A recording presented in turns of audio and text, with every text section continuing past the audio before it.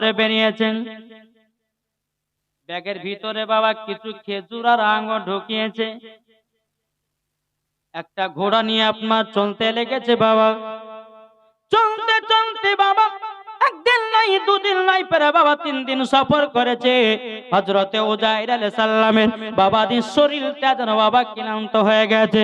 এদিকে তিনি চিন্তা ভাবনা করতে চাল লাগো, একটু যদি ঘুম পাড়তে পারতাম আমার শরীরের আপনার কিনা প্রবলেমটা দূর হয়ে যেত।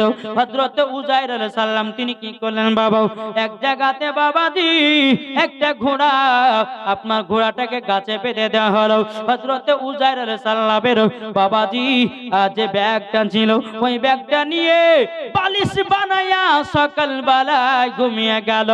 হযরতে উজাইর আলাইহিস সালাম বাবাজি সন্ধ্যা বেলায় ঘুম থেকে উঠেছে। জোরে বলেন না সুবহানাল্লাহ। সকালে শুনুন সন্ধ্যা বেলায় উঠেছি, উঠার পরে বেরাদর ইসলাম মাদ্রাসা মানিকরা তার ঘোড়ার দিকে তাকাতেছে, ঘোড়া যেন দেখতে পাওয়া যায় না। কি ব্যাপার, ঘোড়াটা গেল কোথায়? আল্লাহ পাক আল্লাহ তাআলা বলছে, ও উজাইর তুমি শুনে রেখে দাও, তোমার যে ঘোড়াটা বাঁধা ছিল ঘোড়া তো তুমি দেখতে পাও না। হযরত উজাইর আলাইহিস সালাম বলতেছে, ও রব্বুল আলামিন আপনার কাছে একটা আবেদন করতে চাই গো আল্লাহ, আমি সকাল বেলাতে ঘুমালাম, সন্ধ্যা বেলাতে উঠলাম, ঘোড়া তো দেখতে পাওয়া যায় না। আমার আল্লাহ বলছে গো উজাইর তুমি বলো না কত বছর ঘুম থেকে উঠেছো? তখন হযরতে উজাইর আলাইহিস সালাম বলছে, বলে আল্লাহ গো কত বছর মানে আমি তো সকাল বেলায় ঘুমালাম, সন্ধ্যা বেলাতে উঠেছি। আল্লাহ বলছে গো উজাইর না না না, তুমি সকালে ঘুমিয়েছো ঠিক, তুমি 100 বছর পর ঘুম থেকে উঠেছো। কত বছর বললাম? 100 বছর পর তুমি ঘুম থেকে উঠেছো। হযরতে উজাইর আলাইহিস সালাম তিনি বলতেছে, বলে আল্লাহ গো আপনার কাছে একটা আবেদন করব, আল্লাহ গো আমি যে 100 বছর পরে ঘুমটা আমার ভেঙেছে, আল্লাহ গো আমি তো ঘোড়াটা দেখতে তারই জন্য পেলাম না। আল্লাহ বলতে চাও গো উজাইর তাড়াতাড়ি করে যাও, যাওয়ার পরে ঘোড়াটার কিছু টুকরো হাড্ডি পাবে দেখতে। হযরত উজাইর আলাইহিস সালাম তিনি আপনার যে জায়গাতে ঘোড়াটা বেঁধে রেখেছিল ওই জায়গাতে আপনার কি বাবা দেখতেছে ঘোড়ার জন্য ছোট ছোট কিছু টুকরা হাড় দেখা যায়। তখন উজাইর আলাইহিস সালাম বলছে, আল্লাহ গো আমি তো ঘোড়ার কোনো চিহ্ন পেলাম না, ছোট ছোট কিছুটা হাড় দেখতে পেলাম। আল্লাহ বলছে গো উজাইর ওটাই হলো তোমার ঘোড়ার হাড্ডি। জোরে বলেন না সুবহানাল্লাহ। বাবাজি মুসলমান ভাইরা এ সোনা মানিকেরা, হযরত উজাইর আলাইহিস সালাম তিনি ব্যাগটা বাবা খুলে দেখতেছে কিছুটা আঙ্গুর নিয়েছিল, কিছুটা বাবা খেজুর নিয়েছিল। খেজুর আঙ্গুর গুলো আপনার দেখতেছে খেজুরও পচে না, আঙ্গুরও পচে না। হযরত উজাইর আলাইহিস সালাম বলছে, আল্লাহ গো আপনি যে বলতেছেন আমি 100 বছর পর ঘুমটা আমার ভেঙেছে, কিন্তু আল্লাহ গো 100 বছর তো এখানে নয়, আল্লাহ আমি 100 বছর আগে খেজুর ব্যাগে ঢুকিয়েছিলাম, আঙ্গুর ঢুকিয়েছিলাম, দেখতেছি খেজুরও ভালো আছে, আঙ্গুরও ভালো আছে। আল্লাহ গো আমি তো এটা বুঝতে পারলাম না। আমার আল্লাহ পাক আল্লাহ তাআলা বলতেছে, বলো গো উজাইর তবে শুনে রেখে দাও, তোমার ব্যাগের ভিতরে খেজুরে বড় আঙ্গুর ভরা ছিল, শুধু একটার কারণেই তারা কিছু হয় নাই। বলে কিসের কারণে? ওগো উজাইর তোমার শরীরের সঙ্গে টাচ ছিল, তারই জন্য খেজুরও পচে নাই, আঙ্গুরও পচে নাই। জোরে বলেন সুবহানাল্লাহ।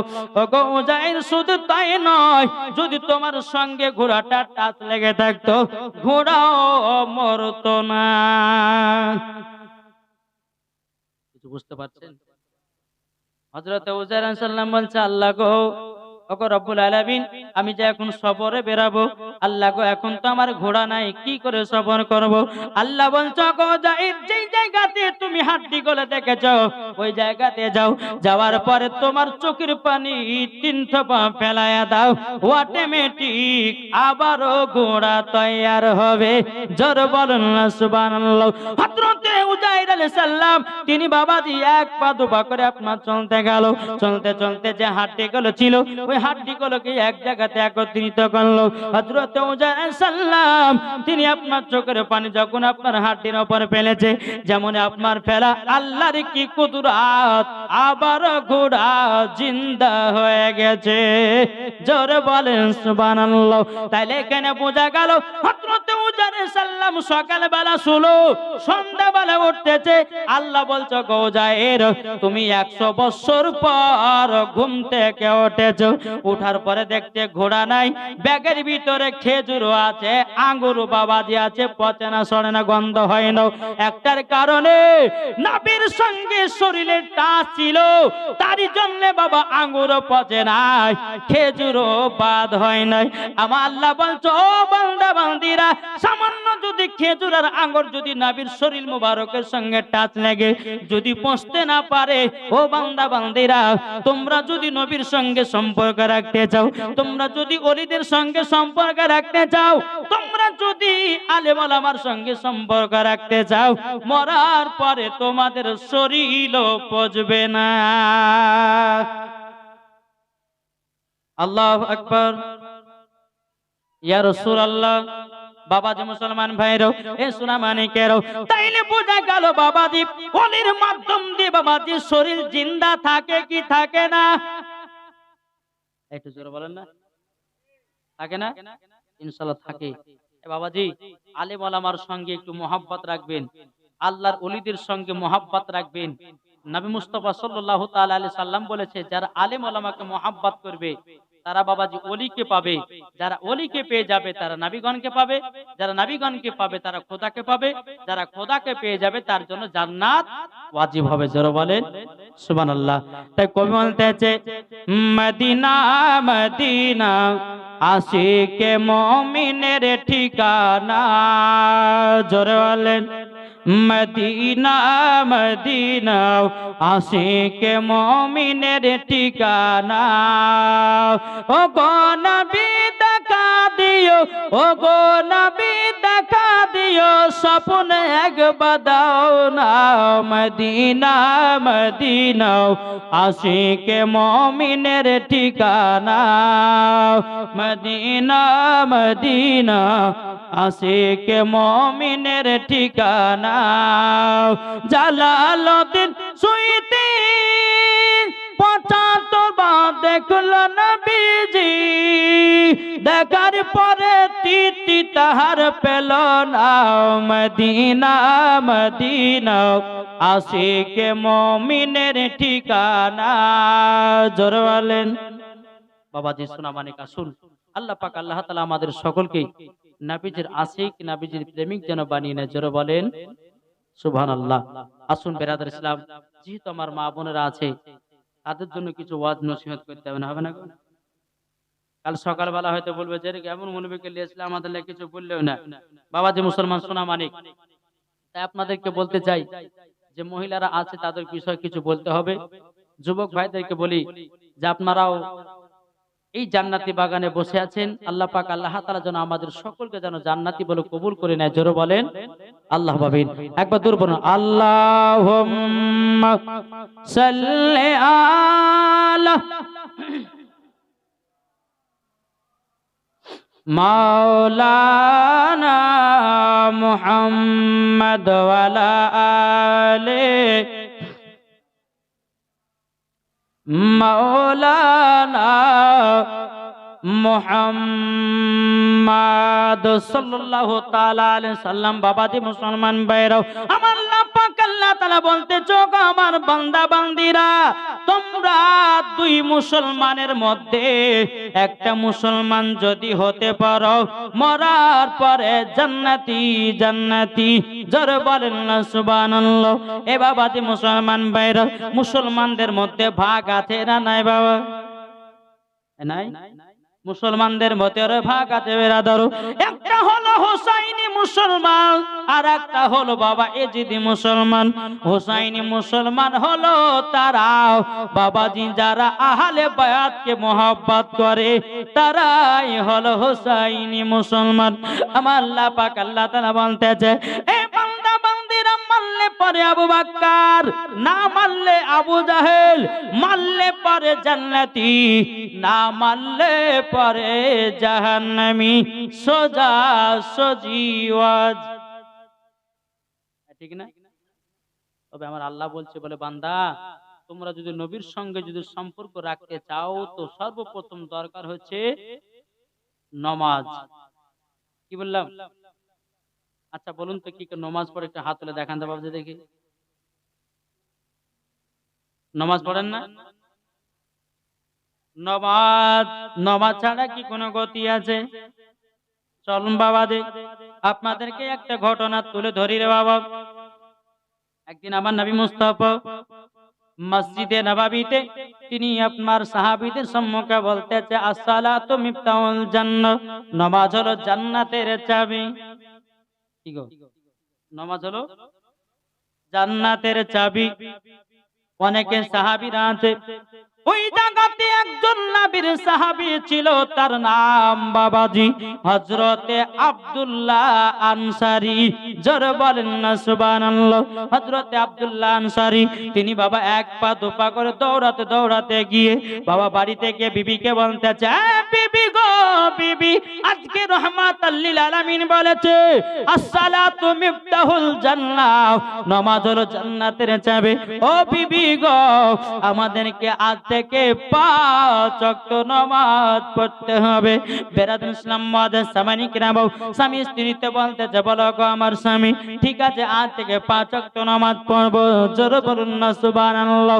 স্বামী স্ত্রী যখন বাবা নামাজ পড়া শুরু করে দিল, নামাজ পড়া যখন বাবা শুরু করে দেওয়া, হযরতে আব্দুল্লাহ আনসারী রাদিয়াল্লাহু তাআলা আনহু বাবাজি তিনি নবী মুস্তাফার পেছনে নামাজ পড়তে যায় মসজিদে নববীতে।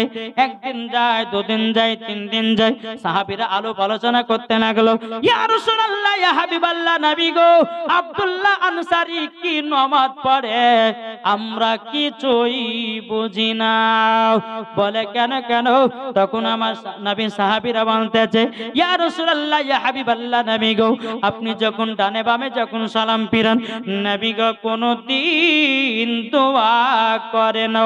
হযরতে আব্দুল্লাহ আনসারী আমার নবী মুস্তাফা বলতেছে, এ সাহাবীরা তবে শোনো গো শোনো, আমি হযরতে আব্দুল্লাহ আনসারী বাড়িতে গিয়ে জানবো নামাজের শেষে কেন দোয়া করে না।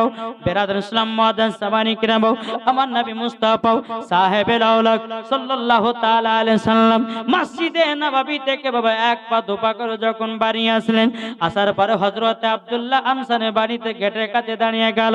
দাঁড়িয়ে যাওয়ার পরে বলতেছে, আসসালামু আলাইকুম ইয়া আব্দুল্লাহ আনসারী, আসসালামু আলাইকুম ইয়া আব্দুল্লাহ আনসারী।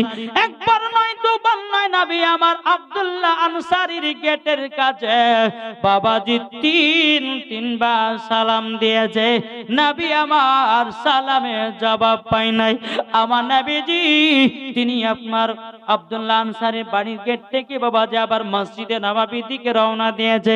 এদিকে বেরাদুল ইসলাম মুআজ্জাজ সামানি কিরাম, হযরত আব্দুল্লাহ আনসারী রাদিয়াল্লাহু তাআলা আনহু বাবাজি ঘরের ভিতরে যেন কান্না করতে আছে, এত জোরে জোরে করে কান্না করতেছে।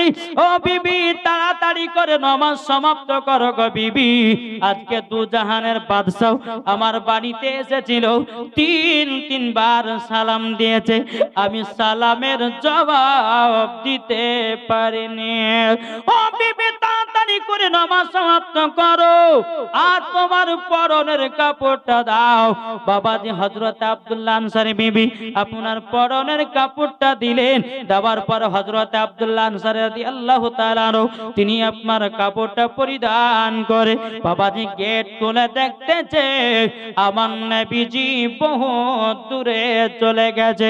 হযরত আব্দুল্লাহ আনসারী মনে মনে চিন্তা করে বলে, আল্লাহ ওগো রব্বুল আলামিন, আপনার কাছে একটাই আবেদন করব গো আল্লাহ, আজকে রহমাতাল লিল আলামিন বহুত দূরে চলে গেছে গো আল্লাহ, এখন যদি আমি পেছ থেকে ডাকি বড় বেয়াদবি হয়ে যাবে। হযরত আব্দুল্লাহ আনসারী রাদিয়াল্লাহু তাআলা আনহু তিনি আপনার পায়ের বড় বড় করে ধাপ ফেলতে লাগলো বাবা, ধাপ ফেলিয়ে ফেলিয়ে আমার নবী মুস্তাফার সম্মুখে গিয়ে হাজির হলো। লাব্বাইক ইয়া রাসূলুল্লাহ, লাব্বাইক ইয়া হাবিবাল্লাহ।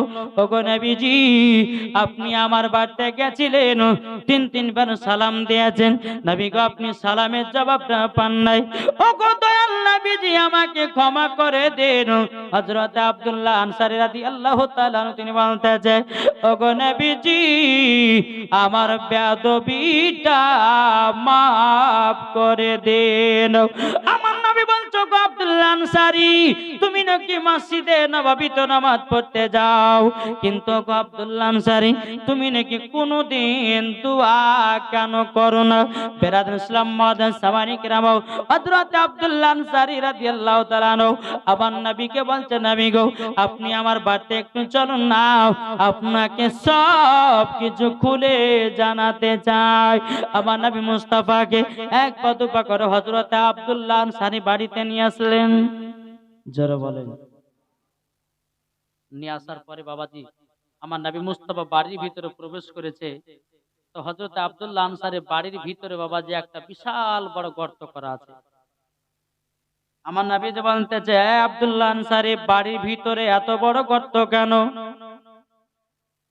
হযরত আব্দুল্লাহ আনসারী চোখের পানি ফেলে বলছে, নবী গো, ওগো দয়াল নবীজি, এই বাড়ির ভিতরে এত বড় গর্ত করেছি মানে নবী গো আমি একজন গরিব সাহাবী। ওগো নবীজি, আমি একটা গরিব সাহাবী। নবী গো আমি একটা কাপড়ে আমরা দুই স্বামী স্ত্রীতে নামাজ আদায় করি। জোরে বলেন না সুবহানাল্লাহ। হযরত আব্দুল্লাহ আনসারী চোখের পানি ফেলে বলতে পারে, নবী গো আমি গরিব সাহাবী, কিন্তু নবী গো জীবন কোনদিন আমরা এক ওয়াক্ত নামাজ কাজা করি না। জোরে বলেন সুবহানাল্লাহ। আমার নবীজি বলছে, আব্দুল্লাহ আনসারী গো তবে শুনে নাও, এই গর্তটা তুমি যে বাড়ির ভিতরে করেছো।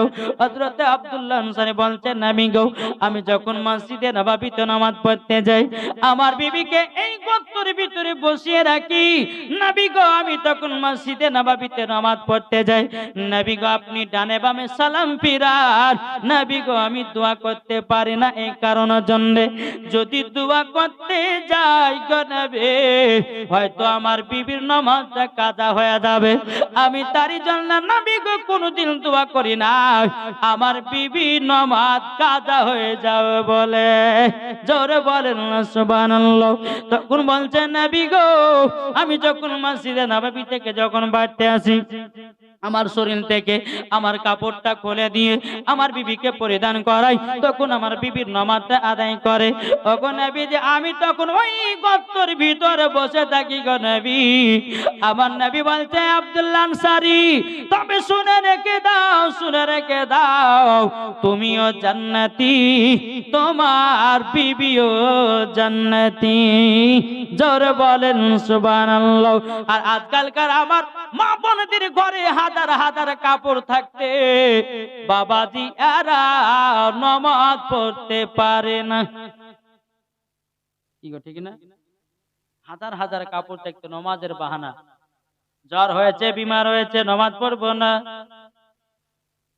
এখন মুয়াজ্জিন সাহেব ভোরবেলাতে বলতেছে, হাইয়া আলা সালাত, ইমাম আর মুয়াজ্জিন চালা মসজিদ, জ্বালাস না ভোরবেলা, এখন আমাদের ঘুম পাড়ার পালা। কি গো ঠিক না? এই তো আমরা মুসলমান, ফজর আজান হচ্ছে, মানুষের পাত্তা নাই, লাখ ডেকে ঘুমাচ্ছে, ল্যাপের তলে ঠান্ডাতে ল্যাপ আপনার মুখ ঢেকে আপনার শুয়ে আছে, এদিকে ফজর আজান হয়েছে, তার কোনো উদাস নাই। শয়তান বাবা যে হাত বুলিয়ে বুলিয়ে ঘুমিয়ে দিয়ে সকাল যখন 7টা বাজে তখন বিছানা থেকে উঠছে। ঠিক না? ও মা জননী, তবে আপনাদেরকে বলতে চাই গো মা জাননী, যে আব্দুল্লাহ আনসারীর বিবি একটা কাপড়ে দু স্বামী স্ত্রীতে নামাজ পড়েছে, ও গো মা জাননী, তোমাদের ঘরে হাজার হাজার কাপড় থাকতে তোমরা নামাজ পড়তে পারো না? ও যুবক ভাইরাও, তোমাদের বাড়িতে হাজার হাজার জামা কাপড় থাকতে তোমরা নামাজ আদায় করতে পারো না? বাবাজি, নামাজ পড়তে গেলে পরে অনেক রকমের আমরা বাহানা দিই। কে বলতেছে আমার জ্বর হয়েছে, কে বলছে আমার অসুখ হয়েছে, কে বলছে আমার বিমার হয়েছে, কে বলতেছে আমার অমুক হয়ে গেছে। কিন্তু বাবাজি মুসলমান ভাইরাও, আপনাদেরকে একটা কথা বলতে চাই। আমার আল্লাহ পাক আল্লাহ তাআলা বলছে, এ বান্দা বান্দি, তুমি যদি নামাজি না হও, কাল কিয়ামতের ময়দানে জান্নাতের চাবি তালা খুলতে পারবে না। কেননা আমার নবীজি বলেছে, আসসালাতু মিফতাহুল জান্নাহ, নামাজ হলো জান্নাতের চাবি। ওগো যুবকেরা, দুনিয়ার মানুষের সঙ্গে, দুনিয়ার যুবকদের সঙ্গে, দুনিয়ার বন্ধু বান্ধবের সঙ্গে তুমি ফ্রি ফায়ার পাবজিতে পাগল হয়ে আছো। তুমি নামাজটা পড়লে নাও, তুমি রোজার মাসে রোজা করলে নাও, তুমি নেক আমল করতে পারলে নাও। আল্লাহ বলছে, বান্দারে একবার শুধু কবরে আয়, সেই দিন বুঝবা কি নামাজের দাম ছিল। বাবাজি মুসলমান ভাইরাও, সোনা মানিকেরাও, আমার নবী মুস্তাফা বলছে, আব্দুল্লাহ আনসারী, তুমিও জান্নাতি, তোমার বিবিও জান্নাতি। আমার আব্দুল্লাহ আনসারী বলছে, নবী গো, ও গো দয়াল নবীজি, তবে আপনার কাছে একটা আবেদন করব গো নবী, ও গো দয়াল নবীজি, আপনার কাছে একটা আবেদন করব। বলে, কি আবেদন? নবী গো, ও গো দয়াল নবীজি, আমাদের যদি জ্বর বিমার হতো, তবু নবী গো নামাজ ছাড়তাম না। এটাই বলে বাবা নামাজের ভক্তি, ঠিক না? নবী আমার বাড়ি থেকে বের হবেন, আব্দুল্লাহ আনসারী বাড়ি থেকে বের হবেন, আমার নবী বলছে, আব্দুল্লাহ আনসারী, আমার পেছনে পেছনে চলো মসজিদে নববীতে। জোরে বলেন। নবী যাচ্ছেন আগে আগে, আব্দুল্লাহ আনসারী আছে পেছনে পেছনে। রাস্তা দিয়ে বাবা চলতে চলতে, বাবা একটা রাস্তার মাঝে খেজুরের গাছে বাবাজি দুটো বাচ্চা বাঁধা আছে। বাচ্চা দুটো হাও হাও করে কান্না করতেছে। আমার নবী বলছে, বলো আব্দুল্লাহ আনসারী, দেখো মুসলমানদের কারাকীর্তি দেখো। মুসলমান নামাজ পড়তে যায়, কিন্তু এই বাচ্চা ছেলেকে যে খেজুর গাছে কে যেন বেঁধে রেখেছে, এই বাচ্চা দুটোর যেন কেউ খোঁজ লাই নাও। আমার নবী বলছে, আব্দুল্লাহ আনসারী, চলো চলো যাই, ওই বাচ্চা দুটো কেন কান্না করতেছে। এদিকে বাবা নবী আমার আপনার কিনা বাচ্চা দুটোর কাছে গিয়ে বাচ্চা দুটোকে বলছে, ছেলে তোমরা কিসের জন্য কান্না করছো, বলো না বলো না। তখন বলছে, হুজুর গো, আমরা হলাম দো ভাই, 7 দিন ধরে নবী গো অনাহার আছি গো নবী, আমাদেরকে খুবই খিদা লেগেছিল, ইহুদির কাছে দুটো খেজুর খাইছি 2 ভাই, তারই জন্য আমাদেরকে খেজুর গাছে বেঁধে রেখেছে। আমার নবী মুস্তাফা চোখের পানি ঝরঝর করে ফেলায় বাবাজি মসজিদে নববীর দিকে রওনা দিয়েছে। এদিকে আব্দুল্লাহ আনসারী তিনিও চোখের পানি ঝরিয়ে ঝরিয়ে কান্না করতে আছে। বাবাজি নবী আবার মসজিদে নববীতে গিয়ে আমার নবী এত কান্না করে, হযরত উমর ফারুক বলছে, নবী গো, আপনাকে কে দুঃখ কষ্ট দিয়েছে বলুন। আমি উমর ফারুক উলঙ্গ তলোয়ার নিয়ে গিয়া আমি তার গর্দান কেটে জমিনে ফেলাইয়া দেব। আমার নবী বলতেছে, গো উমর ফারুক, তুমি আমার চোখের পানি বন্ধ করতে পারবে না। হযরত আবু বকর সিদ্দিক বলছে, নবী গো, একবার শুধু বলুন কে কাঁদিয়েছে। নবী আমার বলতেছে, বলো গো আব্দুল্লাহ, ও গো আমার আবু বকর সিদ্দিক, তুমি আমার চোখের পানি বন্ধ করতে পারবে না। হযরতে তলহা তিনি বলছেন, নবী গো, আপনি কান্না করছেন কেন? এ তলহা, তুমিও চোখের পানি বন্ধ করতে পারবে না। আমার নবী মুস্তাফার জামাই হযরতে উসমান গনি রাদিয়াল্লাহু তাআলা আনহু তিনি কে বলছো, গো নবীজি গো, কে চোখের পানি আপনার ফেলিয়েছে বলুন। ও গো দয়াল নবীজি, একবার বলুন। আমার নবী বলছো, গো উসমান গনি গানি পানি যদি বন্ধ করতে পারো আমার জামাই উসমান গানি পারবে। জোরে বলেন সুবহানাল্লাহ। বাবাজি মুসলমান ভাইরাও, যে হযরত উসমান গানি রাদিয়াল্লাহু তাআলা আনহু বাবাজি আমার নবী মুস্তাফার দুই কন্যাকে বিবাহ করেছিলেন, তিনার টাইটেল হয়েছে উসমান জুন নুরাইন, মানে হলো দুই নূরের অধিকারী। জোরে বলেন সুবহানাল্লাহ।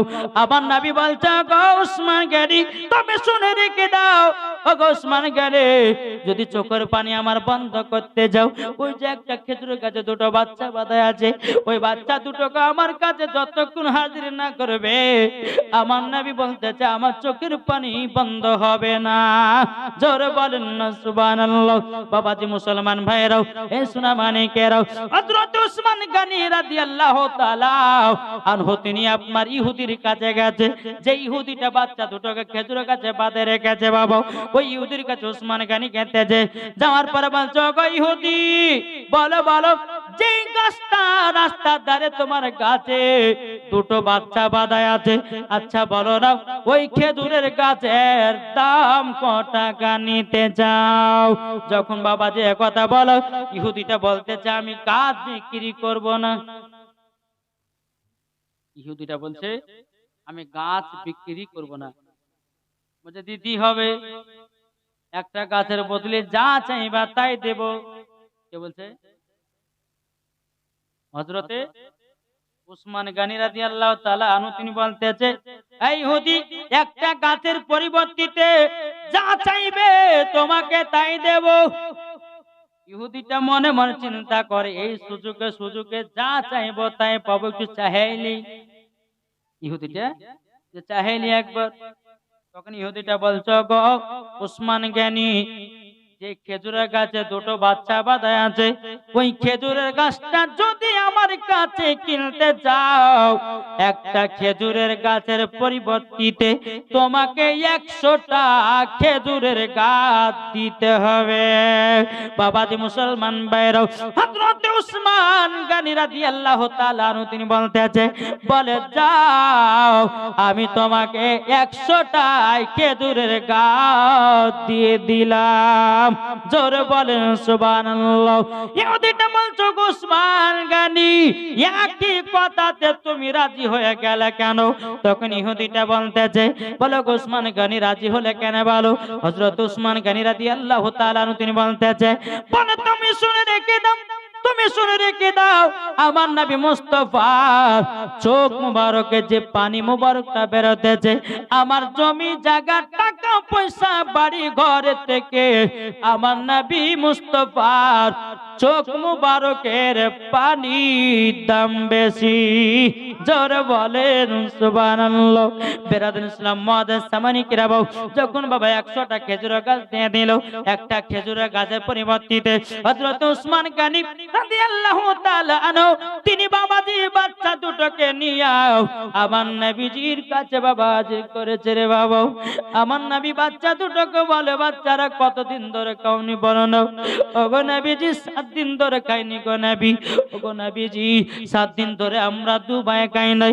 আমার নবী বলছে গো মারে ফারুক বাগান খেজুরের বাগান থেকে কিছুটা খেজুর নিয়ে এসো, আমি নিজের হাতে বাচ্চা দুটোকে খাওয়াতে চাই গো।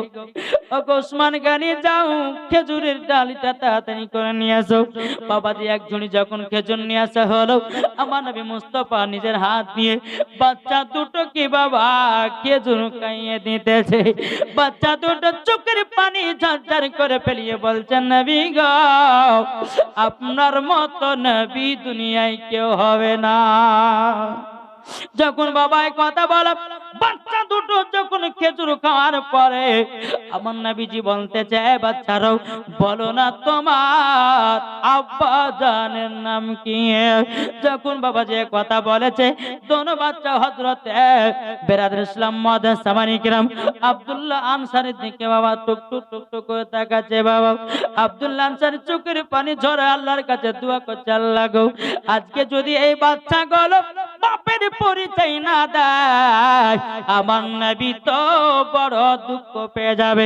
আমার নবী বলতে, বাচ্চা বলো তোমার আব্বার নাম কি, বলো গো বলো। বাচ্চা দুটো কেঁদে বলছে, নবী গো আমার আব্বার নাম হলো হযরতে আব্দুল্লাহ আনসারী। যখন বাবা এই কথা বলেছে, হযরতে আব্দুল্লাহ আনসারী চোখের পানি ঝরা কান্না করতে লেগেছে। আমার নবী বলছে, আব্দুল্লাহ আনসারী কি ব্যাপার, কান্না করো কেন? নবী গো আপনি যদি মসজিদে নববীতে বলেছেন আসসালাতু মিফতাহুল জান্নাহ, ওগো নবীজি সেই দিন থেকে আমরা স্বামী স্ত্রীতে নামাজ আদায় করতে লেগেছি। কিন্তু নবী গো আমি যে গরিব সাহাবী, একটাই আমার কাছে কাপড়, আমার বাচ্চা দুটো বাচ্চাও। আমি মনে মনে চিন্তা করলাম, আমার নবী তো বলেছেন নামাজ হলো জান্নাতের চাবি। ওগো নবীজি আমরা একটা কাপড় স্বামী স্ত্রীতে ঘরে কি করব না করব, এই কারণ জন্য আমার বাচ্চা দুটোকে বাড়ি থেকে চলে যেতে বলেছিলাম। ওগো নবীজি গো শুধু নামাজ পড়ার কারণে, জোরে বলেন সুবহানাল্লাহ। আমার নবীজি বলতে যায়, আব্দুল্লাহ আনসারী তুমি শুনে রেখে দাও, আমি গায়বের সংবাদদাতা নবী বলে দিলাম। ওগো আব্দুল্লাহ আনসারী তোমার নামাজের ভিতরে এতটা ভক্তি, নিজের সন্তানকে তুমি নামাজের থেকে গুরুত্বপূর্ণ নামাজকে দিয়েছো।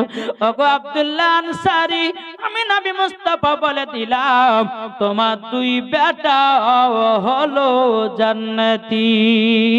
জোরে বলেন সুবহানাল্লাহ। বাবাজি মুসলমান ভাইরাও, এই সুনামানিকেরও বাচ্চা দুটোকে বাবা নবী আমার সিনাতে লাগায় বলছে, বাচ্চারা দুঃখ করো না, তোমার আব্বা নামাজ পড়ার জন্য তোমাদেরকে বাড়ি থেকে চলে যেতে বলেছিল। আমি নবী মুস্তাফা বলে দিলাম তোমরা দুই ভাইও জান্নাতি। জোরে বলেন না সুবহানাল্লাহ। হযরত উমর ফারুক, হযরত আবু বকর সিদ্দিক বলতে যে, গো নবীজি গো আব্দুল্লাহ আনসারীকে না আপনার কিনা জান্নাতের সার্টিফিকেট দিয়েছেন, নবী গো আমাদেরকে কে দেবে? আমার নবী মুস্তাফা একটা নয়, দুটো নয়, তিনটা নয়, দুনিয়ার সরজমিনে বাবাজি 10 জন সাহাবীদেরকে জান্নাতের সার্টিফিকেট দিয়েছে। এটা জোরে হবে না? এটাই তো আমার গায়েবের সংবাদদাতা নবী, জোরে বলেন। তাহলে বাবাজি মুসলমান আসুন, যে আব্দুল্লাহ আনসারী তিনার বিবি একটা কাপড়ে বাবাজি নামাজ কোনদিন কাজা করে নাই, আর আমাদের ঘরের মা বোনেরা এরা জীবনে কোনদিন সিরিয়াল কাজা করে না, ঠিক না?